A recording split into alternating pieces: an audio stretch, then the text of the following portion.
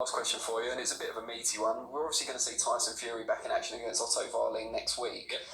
Deontay Wilder's quoted recently as saying he wants Fury to step aside from their projected February rematch so that he can fight the winner of Joshua Ruiz and unify all the belts. What do you make of that? Well, it's more negotiating online. I don't think that fight was ever going to be happening in February. People I know at ESPN tell me that was never going to be February. But if that was set in stone that he was going to fight the winner, and then the winner of that was going to fight Fury, I've got no problem. But boxing doesn't work that way now, and I don't think it's ever really worked that way. You know, the boxing history is guys chasing guys for years and years and years, going back 120 years. Guys have, challengers have had to chase champions. So there's not a lot of difference really.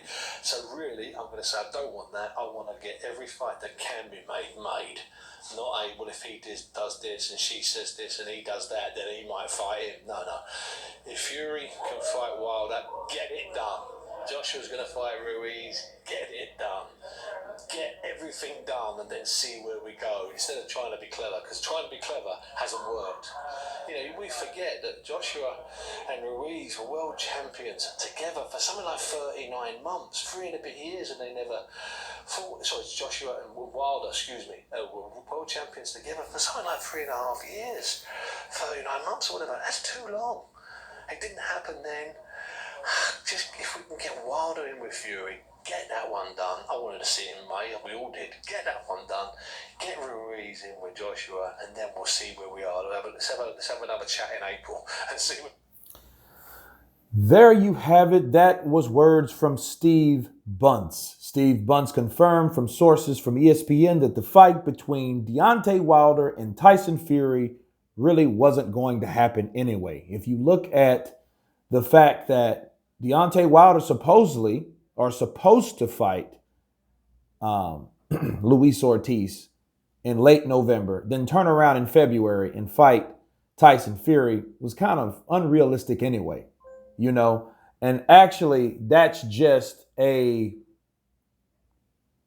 projection. And that was my projection, you know, and I wasn't alone. So Deontay Wilder is adamant about getting or having Tyson Fury step aside so he can fight the winner of the upcoming super fight between Ruiz and Joshua. And the question I have, though, and I wonder, if the contracts are all signed, sealed, delivered, I guess that contract is only valid if Deontay Wilder wins the Luis Ortiz fight. You know what I'm saying? That's the only way it has to be. Because if he loses, he won't be able to fight Wilder, because Wilder won't even have anything to offer. Okay? He won't have the WBC belt. Ortiz will.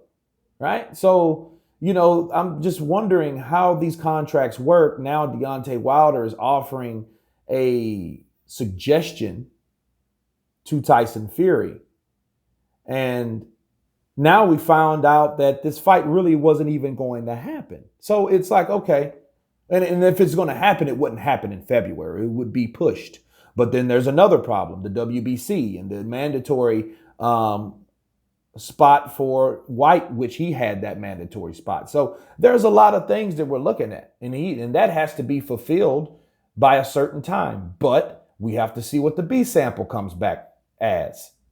So there's a lot in this. This is very, very confusing at this point. But we know what Deontay Wilder wants. You know, and I think it's better late than never.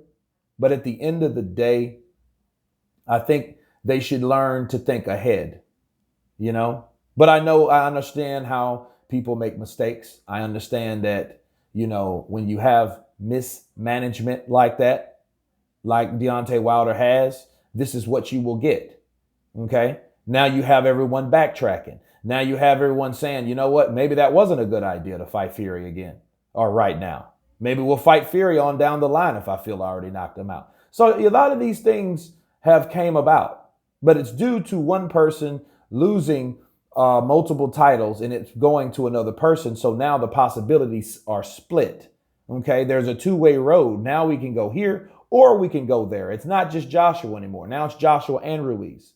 So it all goes back to Ruiz and Joshua at the end of the day. And it's crazy how one fight that's concerning two sets of fighters are so important to another set of fighters. You know what I mean?